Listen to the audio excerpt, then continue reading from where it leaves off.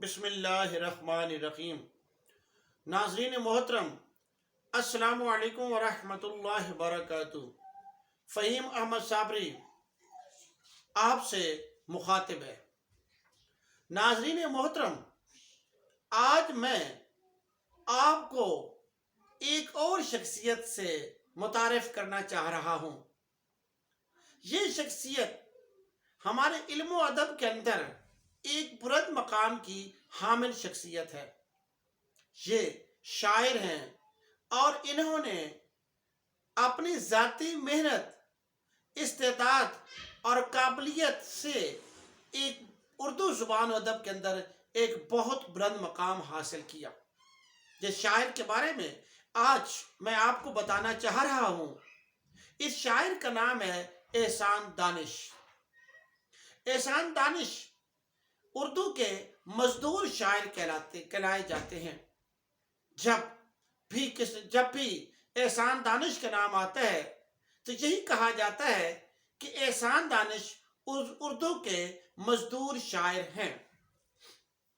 ناظرین محترم، احسان دانش جب چوتھی کلاس میں یا 5ویں کلاس میں پہنچے تو انہوں نے محسوس کیا کہ ان کے والد محترم بہت بوڑھے ہو گئے اور بڑھاپے کی وجہ سے ان کی کمر جھک گئی ہے۔ اس کے علاوہ ان میں کمزوری پیدا ہو گئی ہے اور وہ محنت مزدوری کرتے ہیں اور محنت مزدوری کرنا ان کے لیے بہت کٹھن عمل ہو گیا ہے۔ چنانچہ احسان دانش جو ہیں انہوں نے پڑھائی چھوڑ دی، اسکول چھوڑ دیا اور اسکول چھوڑ کے انہوں نے اپنے والد کے ساتھ محنت مزدوری شروع کر دی۔ جب والد گندم کاٹتے تو یہ گانٹھے بنایا کرتے تھے۔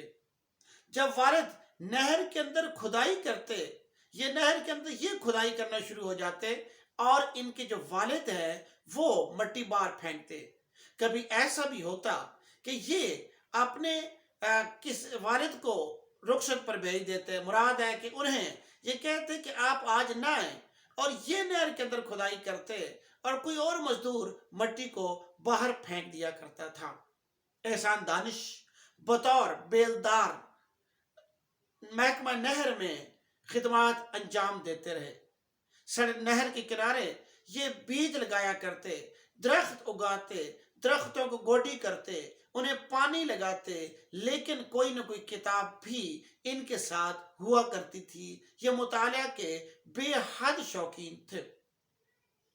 ناظرین محترم، میں آپ کو بتاؤں کہ احسان دانش نے صرف یہی نہیں بلکہ بطور چوکیدار بھی کام کیا، لیکن اس تمام کے باوجود اپنے ماں باپ اور بچوں کا پیٹ پالنے سے قاصر تھے۔ چنانچہ احسان دانش نے آخر کار کاندھلا، انڈیا کا ایک جگہ ہے انڈیا کے اندر کاندھلا، وہاں سے وہ محنت مزدوری کرنے اپنے ایک دوست کے کہنے پر لاہور آ گئے۔ لاہور میں احسان دانش نے کچھ دن تک تو انتظار کیا کہ ان کا دوست کچھ کام ڈھونڈ دے گا، لیکن ممکن نہ ہو پایا۔ انہوں نے اپنی نظمیں اور غزلیں لکھیں اور وہ بیچنا شروع کی، لیکن اس سے بھی بہت زیادہ آمدن نہ ہوئی۔ یہاں تک کہ ایک دن احسان دانش اب گھر سے نکلے، اپنے دوست کے ٹھکانے سے نکلے اور ایک جگہ مکان تیار ہو رہا تھا۔ انہوں نے وہاں جا کے بطور مزدور کام کرنے کی آفر پیش کی، جسے قبول کر لیا گیا، اور یوں احسان دانش اپنے کمر پر اینٹیں لاتے دوسری تیسری منزل پر جاتے آتے رہے۔ یوں انہوں نے مزدوری شروع کی اور لاہور کے ہی ایک انتہائی غریب محلے کے اندر ایک کچا مکان کرائے پر لے لیا۔ وہیں پر رہنے لگے اور شام کو تھکے ہارے جب واپس آتے، غسل کرتے اور اپنے بدن کے اوپر تیل کی مالش کرتے اور لیٹ جاتے ہیں۔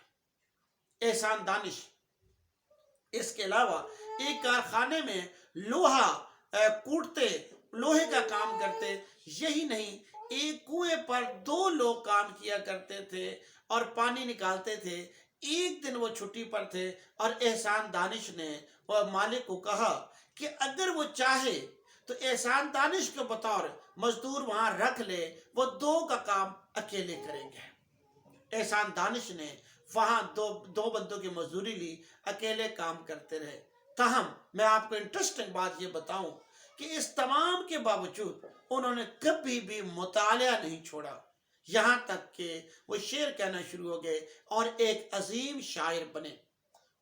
احسان دانش یوں محنت مزدوری کرتے کرتے اپنے مطالعہ کی عادت کو پورا کرتے آخر ایک بلند مقام پر فائز ہو گئے۔ یہی وہ وجوہات ہیں، یہی ان کی محنت ہے، یہی کام ہے کہ جس کی وجہ سے احسان دانش کو مزدور شاعر کہا جاتا ہے۔ ناظرین محترم، میں مزید کچھ ویڈیوز بھی اس حوالے سے، احسان دانش کے حوالے سے آپ سے شیئر کروں گا۔ اگر آج کی یہ ویڈیو آپ کو پسند آئی ہو تو میرے چینل کو پلیز سبسکرائب کر لیجیے۔ اللہ تعالیٰ آپ کا حامی و ناصر ہو۔ اللہ نگہبان۔